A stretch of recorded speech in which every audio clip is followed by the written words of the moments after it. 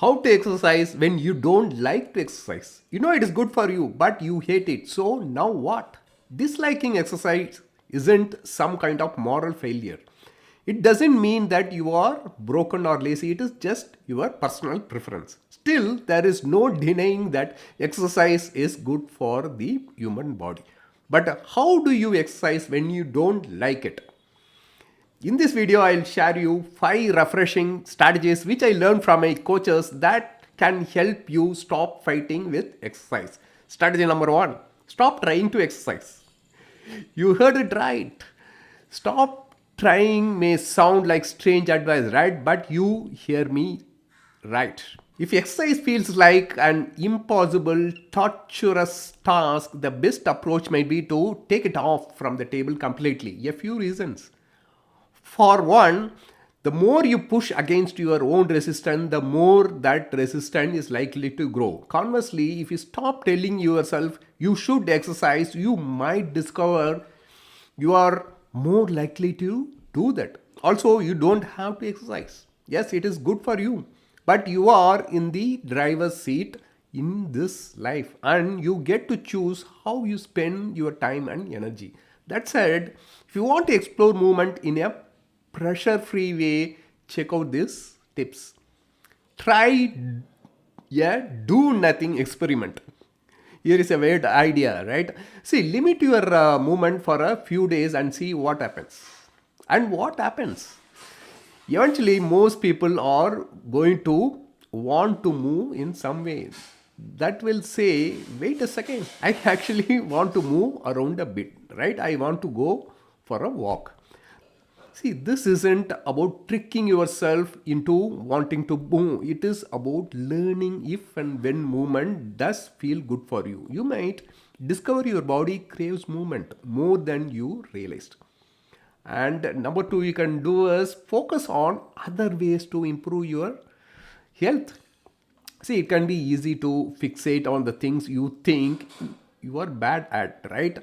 See, but when you do that, you can miss other potential, easier, less stressful opportunities for improvement.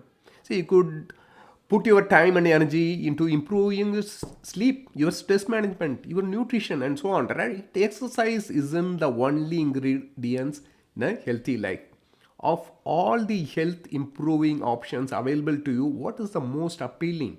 Make that your priority for you. Third tip could be build your bucket list. Rather than obsessing over how much you hate the gym, put your focus on what you want to do. Build a bucket list around that. The items on your bucket list might naturally inspire you to get moving or not. Regardless, the bucket list exercise can shift your focus towards what you want for yourself, which can be meaningful and energizing no matter what you choose. Brainstorm a bunch of things you want to try in your lifetime. Then consider which of these could you start working towards today. Okay. Strategy number 2, aim for movement rather than exercise. See, people often assume they have to go straight into training for a marathon or lifting heavy weights in the gym. But in order to get the benefit of movement, you don't have to train, you can just move. And if you are wondering how you will find big blocks of time to exercise or even move, you don't necessarily need to schedule time to exercise. Your movement could just be a pile of mini actions that add up over the day. Those mini actions could be anything: walking to the office water cooler for a drink, emptying the dishwasher, or mowing the lawn, goofing around with your kids. See, moving rather than exercising might feel more accessible and have less baggage attached to it. Want to get moving? Try these tips. 1. Aim to slightly increase the way you already move. Even if you hate movement, right? You might be doing more than you think, unless you are literally lying in bed all day. You are probably getting some kind of movement, right? Just getting up in the morning, making breakfast, getting to work, all these things require movement. So the real question is, how can you expand on the movement you are already doing? For example, could you pace the bathroom while you brush your teeth? Circle the block after you take out the trash. Walk the dog for a extra few minutes and so on, right? Tip number 2, lean into the mostly inactive things you enjoy. If you want to move more but movement wasn't your thing, then find what you love to do.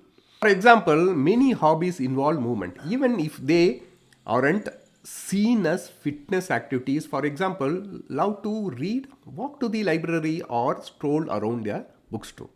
Like to paint? Try painting on a larger canvas so you are engaged to stand and make some larger arm movements. Shopping fanatic? Instead of shopping online, saunter through the mall or local shops. Enjoy cooking. Without trying, you naturally become more physically active by chopping, picking up pots and pans and move around your kitchen, right? Tip number 3, embrace the everything counts philosophy. Get this, right? Just thinking that your daily activity count towards your fitness goals can make a difference. See, one study conducted out of a Harvard University found that if we believe our daily activities like housework or childcare count as exercise, the physiological benefit of those activities is enhanced. Okay, so think about your daily routines and appreciate how the activities you do are already contributing to your health. Okay, strategy number 3, do less. To reap the benefits of movement, you might need less than you think. According to the CDC physical activity guideline, adults should aim to get 150 to 300 minutes of moderate intensity physical activity a week, which is around 22 to 43 minutes a day. See, note, time crunching folks can also meet the guidelines by doing 75 minutes of rigorous intensity exercise per week. Okay, whatever case, but exercise isn't all or nothing, right? Everything counts. If the above recommendations sound overwhelming to you, try these tips. Tip number 1, break your goal into manageable pieces. See, if 22 minutes all at once feels like too much, just break up that 22 minutes into small chunks. For example, 22 minutes broken up over the course of the day could look like 5 minutes of movement 5 times, 8 minutes of movements 3 times, or 11 minutes of movements 2 times, right? Easy. Tip number 2, start small and build slowly. So you can even take a year or longer to work up to 22 minutes per day, right? For example, if you start at 5 minutes per day and add 1 minute per day each month, at the end of a year, you would be at 17 minutes a day, and you will have build a regular daily habit, something many people never achieve. Okay, tip number 3, explore the continuum. If exercise seems like an all or nothing kind of thing, start thinking on a spectrum. See, for example, if 10 is I move all the time and do everything perfectly, and 0 is I don't move at all and just lie on the couch, what are some options in between? When you explore the continuum, you might find a level of activity that feels doable for you. Okay. Strategy number 4, try stuff. If you do want to move around and ideally find something you like, right? Even if you don't love, there is no getting around it, right? So you will have to give something a try. That maybe means doing some stuff you might not like. Fortunately, there are ways to make the experimentation process more funful, or at least not awful, right? Here are some ideas. 1, apply the 10-minute rule. See, give yourself permission to try just 10 minutes of something. If you don't like it, you can stop it. This low pressure approach makes it easier to try new things. Get in the pool with your kids for just 10 minutes and see how it goes. Try 10 minutes of online Zumba class or a yoga video on YouTube. Knowing you can quit can make it easier to get started, which is actually the hardest part. Okay. Tip number 2, return to things you used to like. For example, how do you love to play when you are young? Start there. Make a list of all the ways you love to play and be active when you were a kid. Did you jump rope, play soccer, explore the forest, chase the ice cream truck down the street? Pick something from your list and try it. Yes, it might be harder as an adult, but where do kids get the energy to jump rope for hours? But it might also rekindle your playfulness. And don't forget, you can always quit after 10 minutes. Okay?